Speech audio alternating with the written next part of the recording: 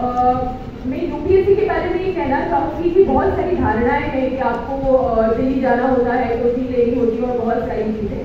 लेकिन मेरा यहाँ आने का एक मोटिव ये भी था कि मैं आपको बता सकूँ कि बहुत सारे लोगों को ऐसा लगता है कि you just have to spend money for the coaching and then you will get upward sort of motivation या फिर एक सही गाइडेंस जो है। पर बहुत सारे ऐसे एनजीओ हैं अभी स्टार्ट हो रहे हैं जो कि आप लोगों को फंड करते हैं। You just have to prepare well for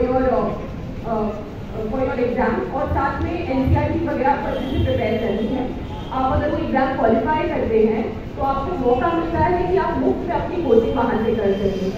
अब क्योंकि I was not that well economically तो मेरे लिए काफ़ी टफ था दिल्ली जाके पढ़ना। मुझे याद है कि मैं दिल्ली गई भी थी और मैंने वहाँ पे पूछा ओल्ड राजेंद्र नगर, आप लोगों ने सब एस्पिरेंट्स तो देखा ही होगा शायद, तो वहाँ पे ओल्ड राजेंद्र नगर में बहुत महंगी कोचिंग है, बहुत महंगा वहाँ पे खाना पीना रहना सब है। तो जब मैंने ये सुना तो आई वॉज सो डेवस्टेटेड कि अब मैं क्या करूँ, शायद ये जर्नी कभी पूरी ही ना कर पाऊँ। But after that I came to know कि बहुत सारे ऐसे फाउंडेशन हैं जो आप लोगों को फंड करते हैं जिनके through you can actually prepare, तो आप उसके लिए बिल्कुल ढूंढें।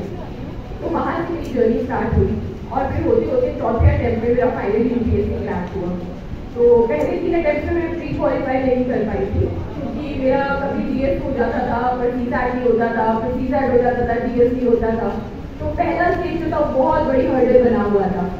बट फाइनली 2022 में मैंने आई वाज थिंकिंग कि अब तो मैं यूपीएससी छोड़ दूँगी बिल्कुल, अब कुछ अच्छा सा जॉब लेंगे और फिर आराम से रहेंगे। फिर उस दौरान आई थॉट कि बच्चे लास्ट अटेम्प्ट और दे लेती हूँ मैं, तो it wasn't my last attempt, but I game and I qualified and finally then mains भी हो गया और इंटरव्यू भी हो गया। तो दिस वाज माय जर्नी। और मैं यही कहना चाहूँगी कि पूरी जर्नी में बहुत सारे चैलेंजेस मैंने फेस किए और मुझे लगता है हम सभी हर जर्नी में किसी न किसी तरीके के चैलेंजेस जरूर फेस करते हैं। मेरे लिए जो सबसे बड़ा चैलेंज था वो था मेरी इकोनॉमिक कंडीशन। और मैं ये बोलूँगी कि जहाँ चैलेंजेस होते हैं वहाँ सोल्यूशन भी होते हैं और सोल्यूशन पर ढूंढने की देरी होती है। I feel you all are very lucky कि आप लोगों को यहाँ पे टीचर्स का सपोर्ट मिलता है और अभी मैंने सुना है कि यहाँ पे करियर गाइडेंस सेल भी खुल गया है जो आपको बताते हैं कि आप इस डायरेक्शन में कर सकते हैं, अपने टैलेंट को इस तरीके से दिखा सकते हैं, जो कि बहुत बड़ी चीज़ है। मुझे अभी भी याद है when I was in college I was always a very confused personality कि मैं ये करूँ या मैं ये करूँ, तो मैं क्या करती हूँ हर चीज़ ट्राई कर लेती थी। फिर मुझे लगता था कि नहीं ये चीज़ सही हो रहा है तो मैं ये कर लेती हूँ। तो वो डायरेक्शन शायद अगर मुझे बहुत पहले से मिला होता तो कॉलेज के टाइम से तो शायद बहुत पहले ये चीज़ हो जाती। बट ठीक है, मेरा जरूरत है, लेकिन you all are very lucky and I wish you all the very best. मैं चाहती हूँ कि आप सबको ये मौका मिले, चाहे आप किसी भी फील्ड में जा रहे हैं कुछ अच्छा करने का, जब आपको भी किसी तरीके से सम्मानित किया जाए, आपको भी बुलाया जाए यहाँ पे।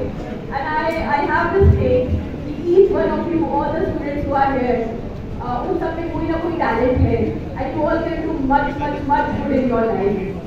सो दिस वाज माय जर्नी।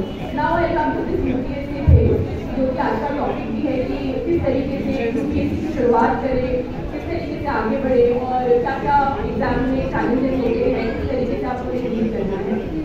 तो बेसिक जानकारी आपको लगभग पता ही होगी, पर मैं फिर भी थोड़ा बहुत बता देती हूँ।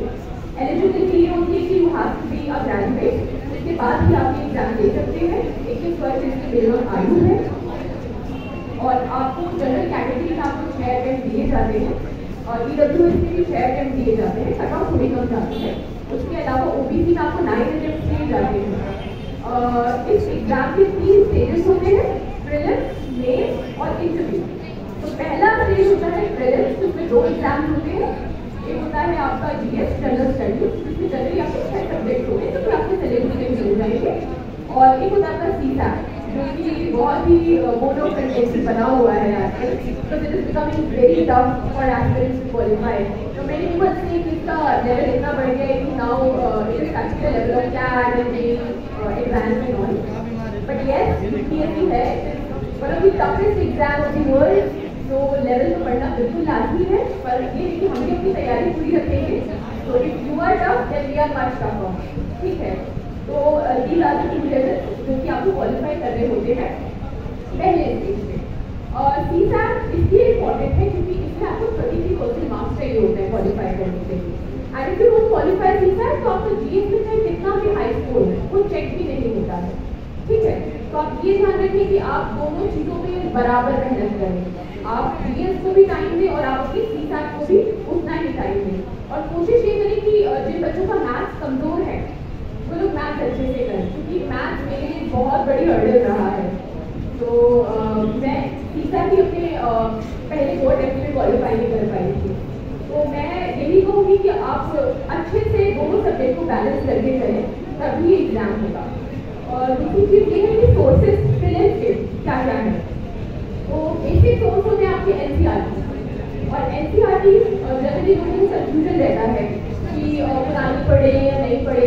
तो मैंने क्या किया था, क्योंकि I did not have a proper guidance कि मैं क्या पढ़ूँ, तो हर हाउस से एग्जाम क्वालिफाई करने से पहले मैंने दोनों NCERT पढ़ ली थी। मैंने अपना बेसिक बनाया था नई वाली NCERT को, और उसमें जो भी एडिशन होता था वो मैं पुरानी NCERT से करती